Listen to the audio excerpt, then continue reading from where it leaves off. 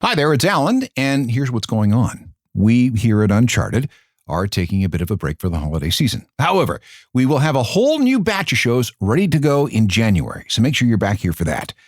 In the meantime, we wanted to bring you a holiday special from our friends at Haunted Canada. It's Christmas Eve.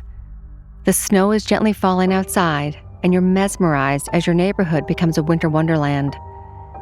It's a welcome reprieve from the busy day spent wrapping gifts and preparing for family to arrive.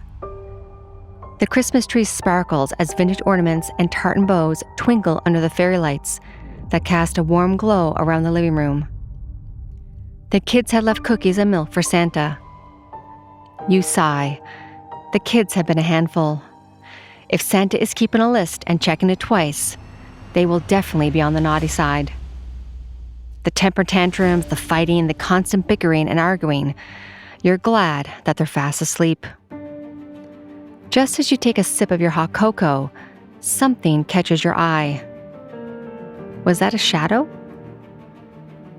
You unwrap yourself from the cozy blankets on the couch and tiptoe up the wooden stairs, making sure to avoid the creaky step that would surely wake up the little ones upstairs.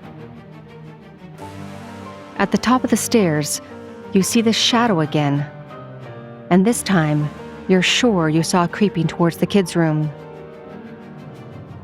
Your eyes widen as they adjust to the darkness, and fear creeps down your spine. Then, you hear the door to their bedroom squeak open. You make the short distance in a few steps, and as you reach the room, you see them sleeping peacefully. Relief washes over you. You're tired. Your mind is playing tricks on you. You take a deep breath and reach for the doorknob to close the door. And as you do, looming over the kids, you see a hairy black beast.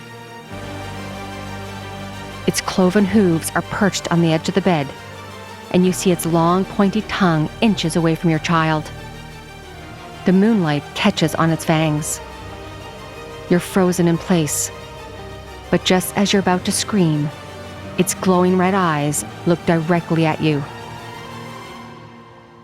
I'm Nadine Bailey, and this is Haunted Canada. As we head into the holiday break, join me on a trip through history and folklore as we hunt the legend of Krampus, the Christmas devil.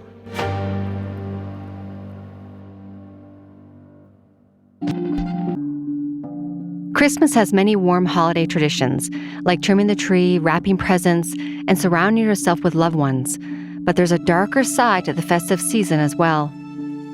And I don't mean overspending, or if you're Kevin McAllister, spending your holidays fighting off the wet bandits. Before Christianity spread across the Alpine regions, in what is now known as Austria, Germany, Hungary, and Slovenia, locals celebrated many pagan rituals.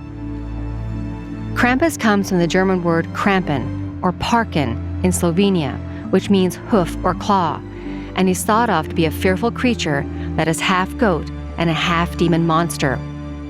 He is tall and hairy, with a snake-like tongue, long fingers with talons, sharp fangs, one cloven hoof, and the horns of a goat. Krampus's foul stench usually announces his presence before he's heard, because he has cowbells strapped around his waist. He also carries a bundle of birch branches to swat at naughty children and chains to bind them. Legend has it that this fearsome creature emerges from the shadows to terrorize the misbehaving children of the world. But when did Krampus originate, and how has his story grown over the years? For centuries, Krampus has been part of the winter solstice celebrations. While some believe that he has pagan origins and that he is the child of Hel, the Norse goddess of the underworld. The story of Krampus is also believed to be connected to the ancient Nosferatu vampire, where the transformation of a human to a beast was the work of the Nosferatu elder named Malak. Another theory is that Krampus is the representation of the horned god of witches. In an article about Krampus published in 1958, folklorist Maurice Bruce wrote, quote, "There seems to be little doubt as to the true identity, For in no other form is the full regalia of the horned god of witches so well preserved. The birch, a part of its phallic significance, may have a connection with the initiation rites of certain witch covens, rites which entail binding and sorcery as a form of mock death. Regardless of which origin story is correct, we do know that the legend of Krampus became associated with the holiday of Christmas during the European conversion to Christianity. This is when St. Nicholas visited children to reward them on December 5th or 6th in Central Europe during the 12th century. Where St. Nicholas was thought of as jolly and kind, Krampus was the direct opposite. While St. Nicholas rewarded good children, Krampus roamed the long winter nights to discipline the naughty ones. Receiving a lump of coal in their stocking was the best option because Krampus instilled fear during the holiday season. Disobedient children would be chased around with sticks or chains, hitting them, and the legend has Krampus taking them to hell or eating them for their bad behavior. In Alpine, Austria, and some parts of Germany, this day is known as Krampusnacht, or Krampus Night, where adults dress up as Krampus to frighten children at homes. Children might see Krampus running through the street during a Krampuslauf, literally a Krampus run. This terrifying night occurs on December 5th, the night before the feast of St. Nicholas, and is often referred to as the Halloween of Christmas. On this dark night in certain Alpine cities, you can see up to 300 scary, dark and hairy horned figures strolling the streets and instilling fear in spectators. Instead of Christmas cards, Europeans have been exchanging Krampuskarten since the 19th century. Once you open them, you won't find the traditional happy holidays. Instead, you'll see greetings from Krampus, followed by humorous rhymes and poems. On the front, Krampus is often featured looming menacingly over children. Over time, the representation of the demon has changed. Older versions have more frightening characters, while more modern ones have a cuter, more Cupid-like creature. Much like St. Nicholas, Krampus has also adorned postcards, teas, candles, and candy containers. If Krampus nights was the way to scare kids into not misbehaving, then the Krampus run, which isn't tied to any specific day, was a way for grown men to blow off steam, which probably still scares the kids of this day. Austrian men would get drunk and run through the streets dressed as the fearsome creature. Both traditions still continue to this day. There are many different versions of Krampus around the world, and many cultures have their own unique and terrifying versions. The Alpine regions of Austria and South Germany seem to love scaring children because they also have the legend of Frau Perchta. She's a terrifying Christmas witch and winter goddess, sometimes called the female Krampus. She's often depicted as an old crone with a long, curved, iron beak-like nose, dressed in rags, carrying a cane, and she carries a long knife hidden under her skirt.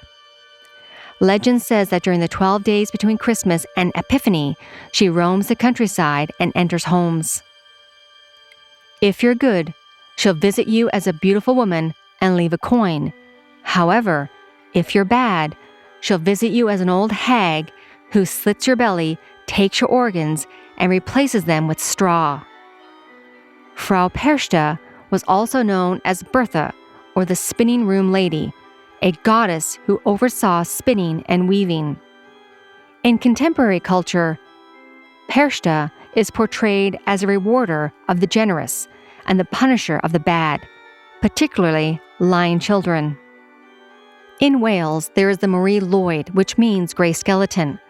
It consists of a horse's skull that is decorated with ribbons and attached to a pole draped with a white sheet, which conceals both the pole and the person carrying it. Marie Lloyd is believed to cross over from the underworld and greets people at their front doorsteps during the darkest time of the year. The custom was first recorded in 1800 as a tradition performed at Christmas time by groups of men who would accompany the horse to local houses, where they would request entry through song. The householders would deny them entry, again in song, and the two sides would go back and forth until the homeowners eventually relented. Then the team would be allowed in, given food and drink, and the house would be blessed with good luck and good fortune for the coming year. I can only imagine the terror that I would have felt as a small child, opening the door to my house and seeing the skull of a horse wearing a long cloak looking down at me. I would be absolutely terrified, but that's how all the great traditions are built. In Iceland, they have Grýla, a hideous monster that lives in the wilderness. It first appeared in medieval sources and becomes a greedy troll-like croon associated with Christmas around the 17th century. She comes during the festive season looking for children that have misbehaved. If she catches them, she'll bring them back to her mountain lair, then cook them in a stew and eat them. This mythical story has been passed down in Icelandic folklore and serves as a warning to all children, especially during the Christmas season, to be well behaved or Grýla will get you. So you better be good, because if Grýla is too busy, she'll actually send her devilish flesh-eating Yule cat to hunt after you. The cat will go from house to house looking into windows of the children's bedrooms, and the only way to prove that you have been good throughout the year and to save you from being eaten is to lay out the clothes that you got for Christmas. If the Yule cat is satisfied, you're safe for another year.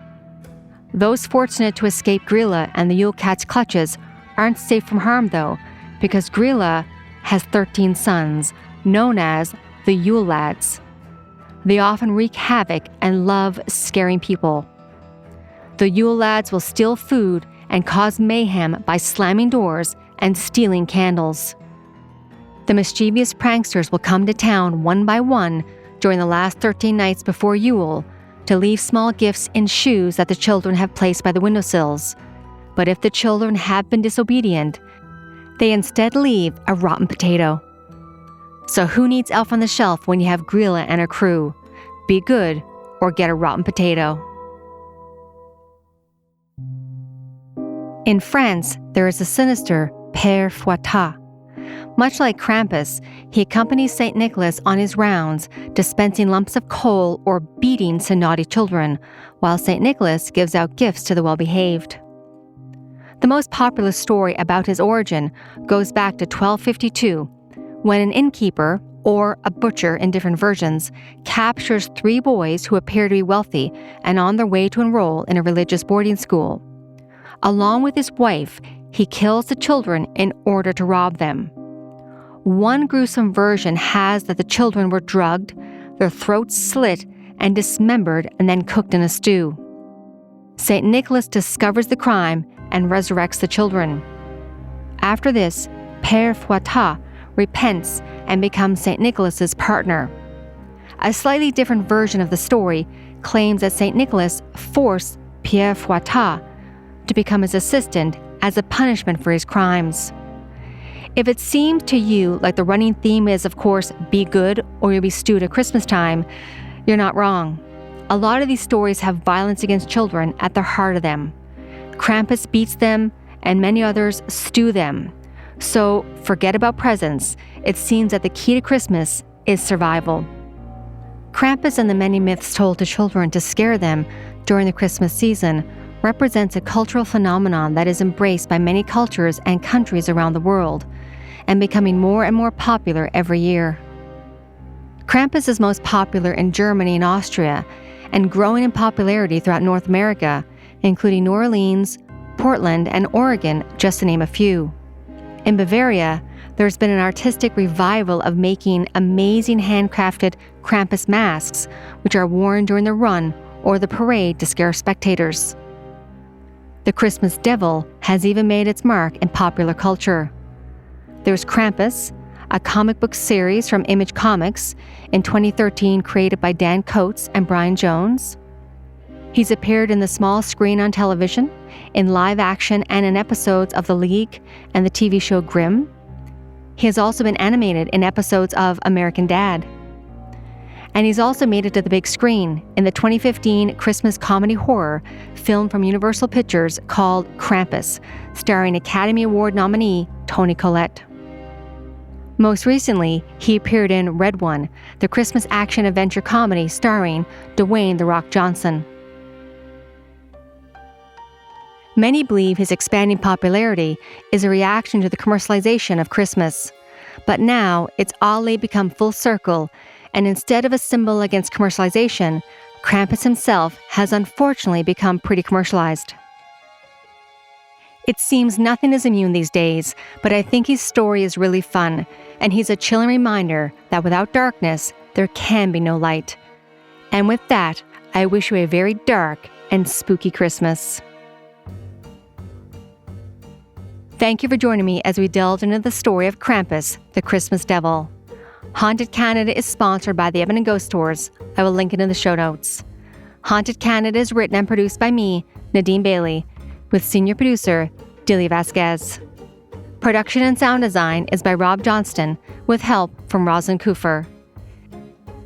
If you would like to support this podcast, please follow and share. And if you can give us a like and a 5-star written review, that is always appreciated. And for everyone that has taken the time to do so, I really do appreciate it. Also, you can follow me on our different social media platforms, or if you have a ghost story, haunting, or true crime that you would like for us to cover on this podcast, please email me through the website hauntedcanada.com. Thank you from all of us at Haunted Canada and Curious Cast. Have a good night, everyone, and stay haunted.